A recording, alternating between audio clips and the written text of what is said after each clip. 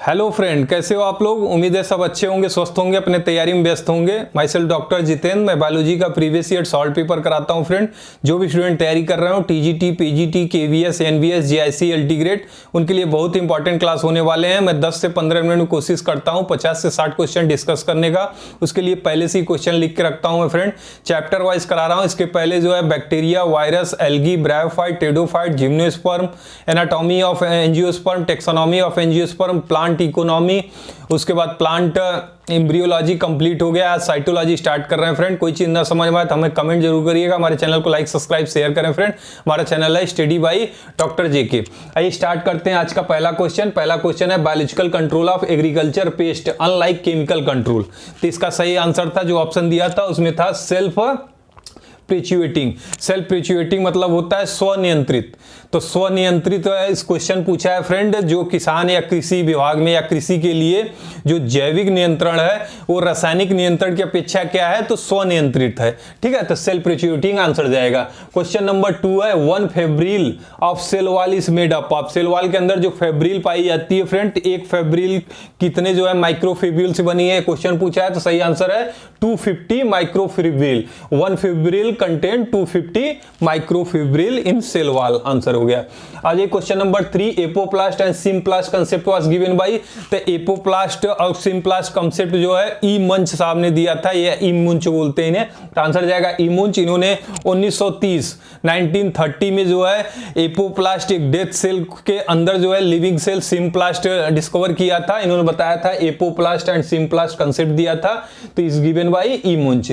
आज ये fluid mosaic model was given bye. तो फ्लूइड मोज़ेक मॉडल इन्होंने बताया था कि लिपिड की बाई लेयर होती है सेंटर में और आउटर साइड में प्रोटीन लेयर होती है। इसी को जो है फ्लूइड मोज़ेक मॉडल बोलते हैं। This was given by Singer and Nicolson. ठीक है, फ्लूइड मोज़ेक मॉडल किसने दिया था, सिंगर एंड निकोलसन ने दिया था।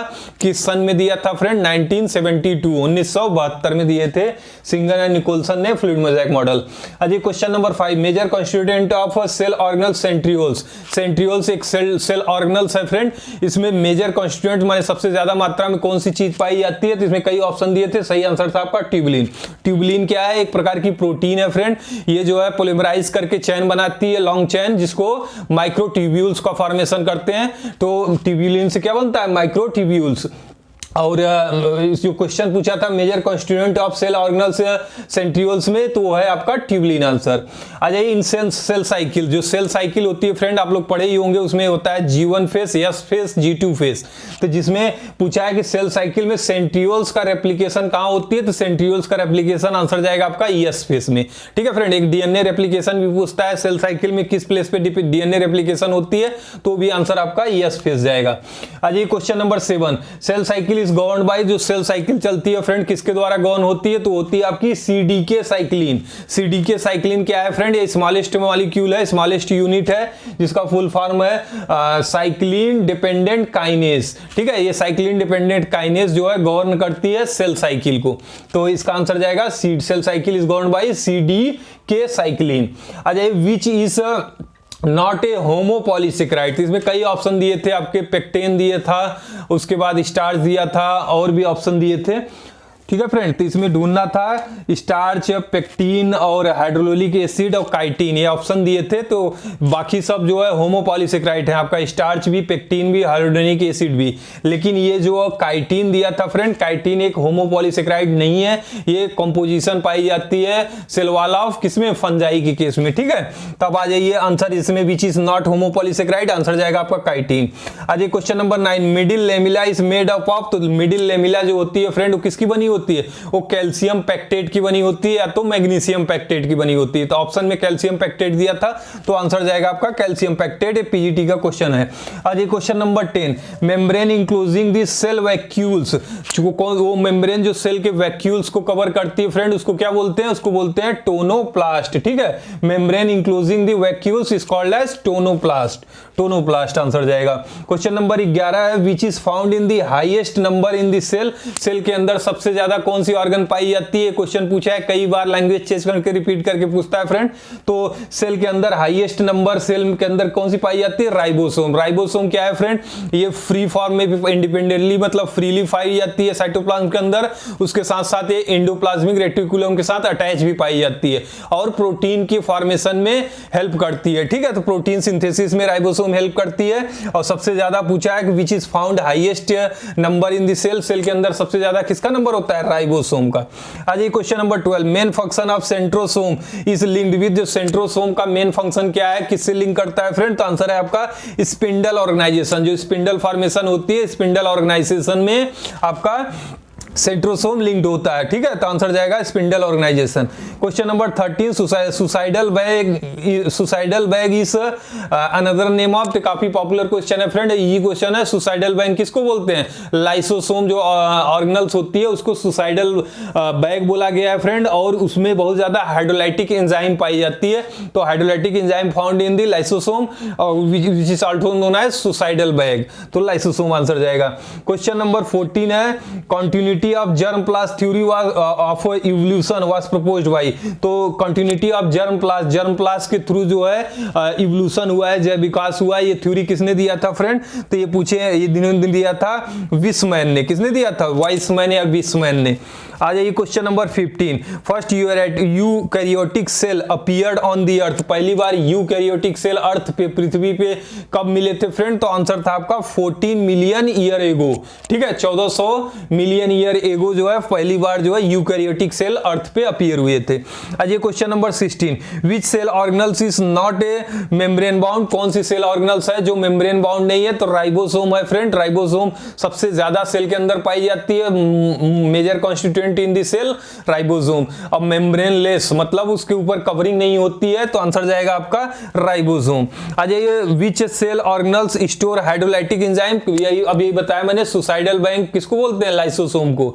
और किसके और कौन से ऑर्गेनल है जिसमें हाइड्रोलाइटिक एंजाइम बहुत ज्यादा मात्रा में पाए जाते हैं, वो है आपका लाइसोसोम, आंसर जाएगा। क्वेश्चन नंबर 18 है, When a chromosome are straight and placed at a right angle, जब क्रोमोसोम जो है स्ट्रेट है और राइट एंगल 90 डिग्री कोण पे लगे हुए हैं to the spindles axis of mitotic metaphase, the chromosome must be, तो क्रोमोसोम किस पोजीशन पे है फ्रेंड, तो होता है आपका मेटासेंट्रिक, आंसर है। जब राइट एंगल बनाएंगे तो कौन सी पोजीशन पे है, मेटासेंट्रिक, आंसर जाएगा। Question number 19, eukaryotic cycle nuclear, जो यूकैरियोटिक साइकिल चलती है सेल साइकिल, उसमें न्यूक्लियर डीएनए सिंथेसिस अकर ड्यूरिंग, तो मैंने भी बताया डीएनए सिंथेसिस जो है कौन सी साइकिल, सेल साइकिल की कौन से फेज में होती है, यस फेज में। सेंट्रियोल का भी बनना जो है यस फेज में होती है और डीएनए का रेप्लिकेशन भी यस फेज में होती है।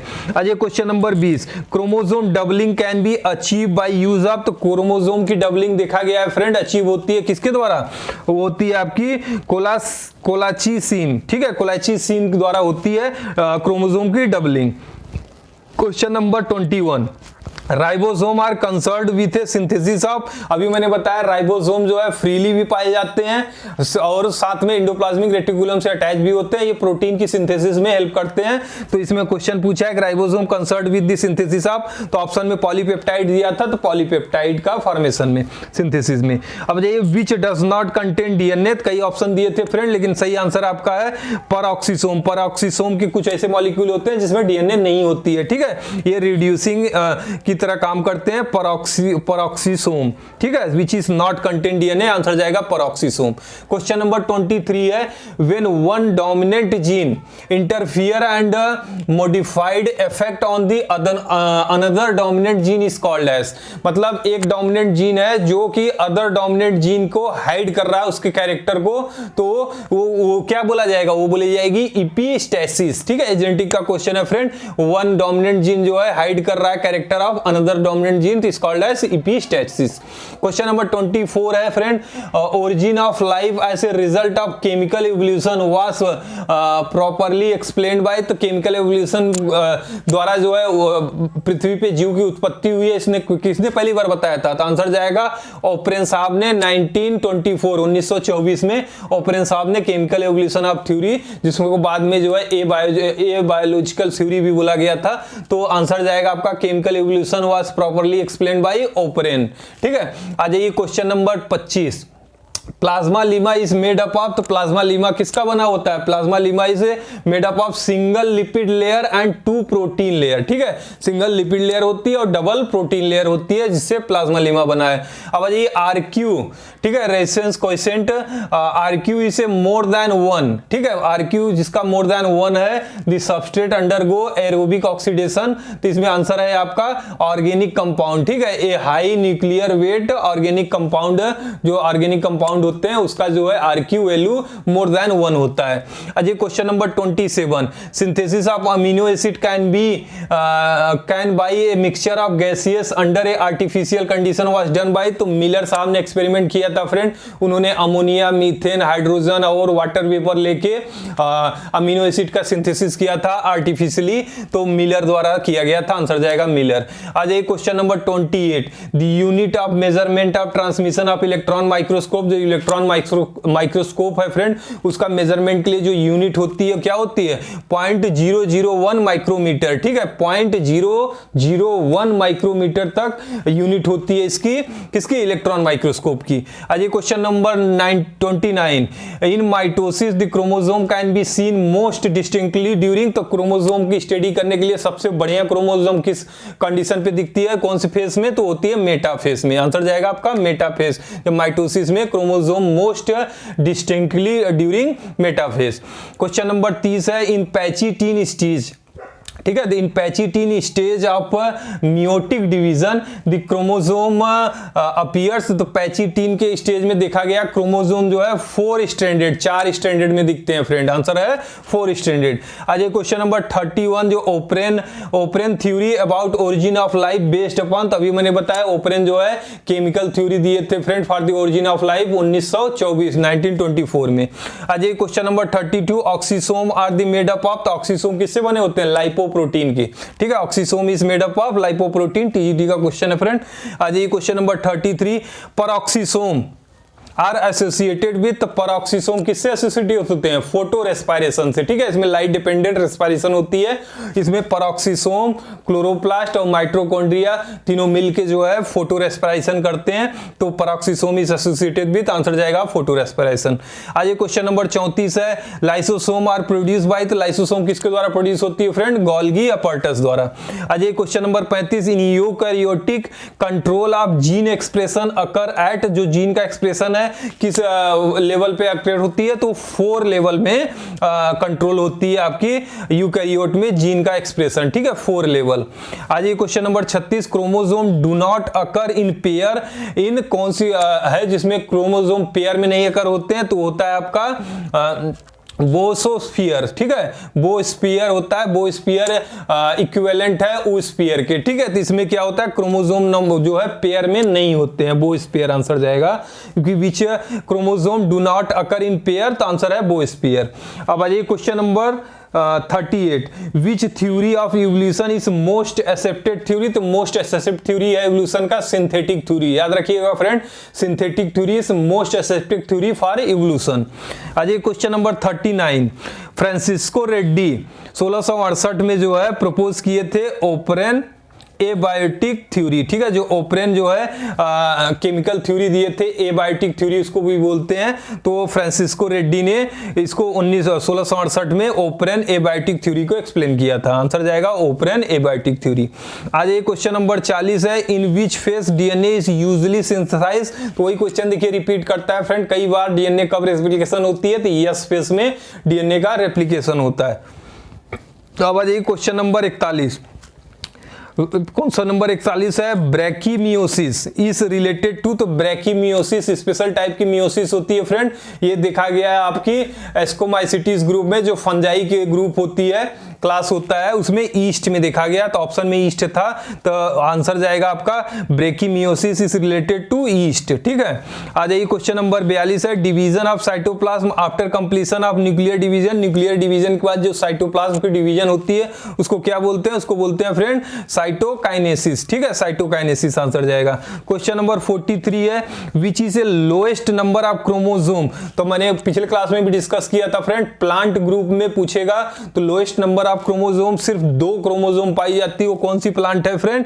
ये है आपकी हैप्लोपैपस ग्रेसिलिस, ठीक है, हैप्लोपेपस ग्रेसिलिस जो है सिर्फ इसमें क्रोमोसोम नंबर 2 ही 2 क्रोमोसोम नंबर पाए जाते हैं, तो सबसे लोएस्ट नंबर ऑफ क्रोमोसोम है हैप्लोपेपस ग्रेसिलिस। आंसर जाएगा ये एक एंजियोस्पर्मिक फ्लावरिंग प्लांट है फ्रेंड, जिसमें क्रोमोसोम नंबर लोएस्ट पाए जाते हैं। आ जाइए आज का जो है क्वेश्चन नंबर लास्ट क्वेश्चन है friend, stalk particle attach to the inner membrane of mitochondria are called as, जो माइटोकॉन्ड्रिया के इनर मेम्ब्रेन पे स्टाक लाइक स्ट्रक्चर जो है अटैच होती है उसको क्या बोलते हैं फ्रेंड, उसको ऑक्सीसोम बोलते हैं। ठीक है फ्रेंड, तो ये आज का क्लास कंप्लीट हुआ। हम कोशिश करते हैं 10 से 15 मिनट में आपके 40 से 50 क्वेश्चन डिस्कस करें फ्रेंड। कोई चीज ना समझ में आए तो हमें कमेंट जरूर करिएगा। हमारा चैनल है स्टडी बाय डॉक्टर जेके, हमारे चैनल को लाइक सब्सक्राइब शेयर करें फ्रेंड। मिलते हैं नेक्स्ट वीडियो में, तब तक के लिए थैंक यू फ्रेंड।